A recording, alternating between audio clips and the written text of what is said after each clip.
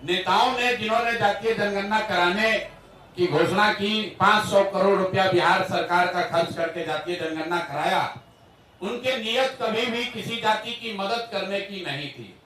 वो इस जातीय उन्माद को फैलाकर फिर से समाज में राजनीतिक रोटी सेकना चाहते थे। ऐसा इसलिए हम कह रहे हैं, जब आपके सामने आंकड़े रख रहा हूं कि जातीय जनगणना में क्या निकल कर आया, और 2 बरस करीब करीब 18 महीने हो गए जातीय जनगणना के। रिपोर्ट 2 अक्टूबर 2023 को प्रकाशित किया गया।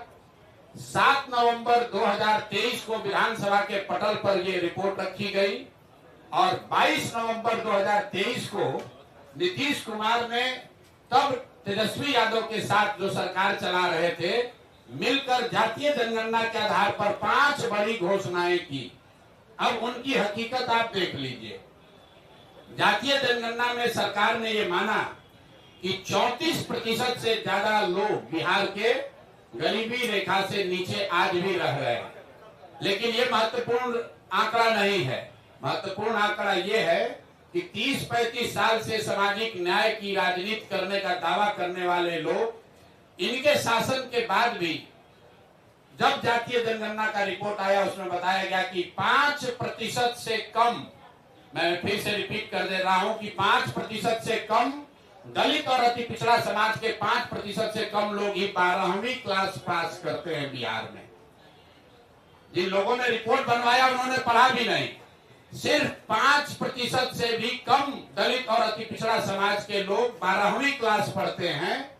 आरक्षण की लड़ाई लड़ने की बात करने वाले लोग 35 साल के बाद 0.93% अति पिछड़ा समाज के लोग आज सरकारी नौकरियों में हैं।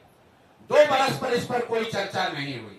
तो जब नीतीश कुमार ने 22 तारीख को इसकी घोषणा की कि इस रिपोर्ट के आलोक में हम लोग क्या क्या करेंगे, तो एक चर्चा उन्होंने की जिसकी आप लोगों ने भी जिसको फॉलोअप किया कि आरक्षण की सीमा को 50 से बढ़ाकर 65 या 75 किया जाएगा। इसका हम लोग रिकमेंडेशन केंद्र सरकार को भेज रहे हैं।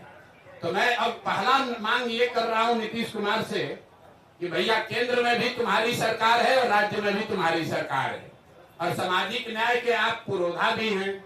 तो अब आप बता दीजिए कि जो आपने केंद्र में आरक्षण बढ़ाने का मांग यहाँ लिखित भेजा था, उस पर अभी स्थिति क्या है। सरकार ये बताए समाज को कि आपने आरक्षण बढ़ाने की जो मांग करी थी, उस पर आज स्थिति क्या है, या आप उसको भूल गए, बेवकूफ बना रहे थे सबको। और तेजस्वी यादव भी बताएं कि विपक्ष के नेता होने के नाते उन्होंने इस पर अभी तक क्या किया है। लेकिन दूसरा जो महत्वपूर्ण बात है जिस पर कम चर्चा हुई, उस रिपोर्ट के आधार पर 22 नवंबर 2023 को नीतीश कुमार ने घोषणा की कि 94 लाख परिवारों को, जिसमें हर जाति के गरीब लोग शामिल हैं, 94 लाख परिवारों को रोजगार के सहायता के लिए 2 लाख रुपए प्रति परिवार 5 वर्षों में किस्त के आधार पर दिए जाएंगे। तो भैया 2 बरस का बजट हो गया। हम इंतजार कर रहे थे, क्योंकि अगर पहले कहते तो ये लोग कहता कि अभी 5 बरस में कहें तब न होगा। तो 2 बरस पूरा हो गया। मैं सरकार से ये पूछना चाहता हूं, जनसुराज परिवार ये जानना चाहता है कि 94 लाख लोगों को जिनको 2-2 लाख रुपया देने का आपने वादा किया था, उसमें कितने लोगों को आपने कितना पैसा दिया।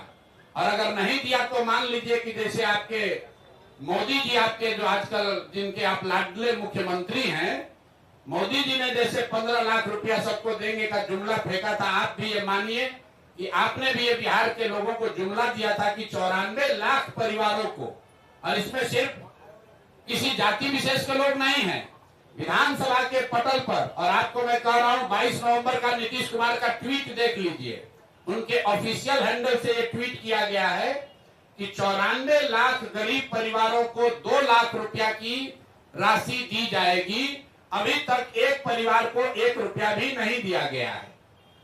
तीसरी जो बड़ी घोषणा उन्होंने की थी कि 39 लाख परिवारों को जो होमलेस है, लैंडलेस हैं, उनको 1,20,000 रुपया घर बनाने के लिए दिया जाएगा।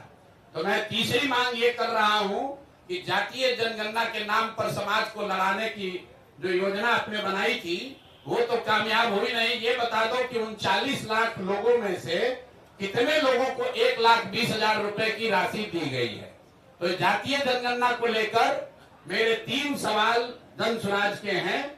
पहला कि आरक्षण बढ़ाने के लिए जो आपने दावा किया था कि आप केंद्र सरकार को रिकमेंड कर रहे हैं, उस पर आज स्थिति क्या है? किस तारीख को आपने रिकमेंड किया और केंद्र सरकार ने उस पर क्या निर्णय दिया? क्योंकि केंद्र में भी भाजपा और नीतीश की ही सरकार है, और अगर नहीं दिया तो प्रधानमंत्री अभी आ रहे 24 तारीख को, तो मधुबनी में प्रधानमंत्री को यह घोषणा करना चाहिए, जवाब देना चाहिए, क्योंकि जदयू के लोग भी भीड़ जुटाने में लगे हैं। सरकारी खर्चे पर डीएम सीडीपीओ से लेकर सारा प्रशासन लगा हुआ है, सरकारी खर्चे पर भीड़ जुटाई जा रही है, तो उसमें मोदी जी को और नीतीश जी को बताना चाहिए कि जातीय जनगणना के आधार पर आरक्षण बनाने के प्रस्ताव की स्थिति आज क्या है। दूसरा, 94 लाख परिवारों को जो 2 लाख रुपए आपने देने की बात कही थी, उसकी स्थिति क्या है? हम लोग की जानकारी के हिसाब से, आप लोग भी पत्रकार है, अभी तक के बजट में, 2 बजट में इस योजना के तहत 1 रुपया का भी प्रावधान नहीं किया गया है। और तीसरी बात कि आपने 39 लाख जो होमलेस, लैंडलेस, खासकर दलित समाज के लोग थे, उनके लिए अभी तक 1,20,000 रुपया जो जारी करने के लिए कहा था, उसमें कितना पैसा जारी किया?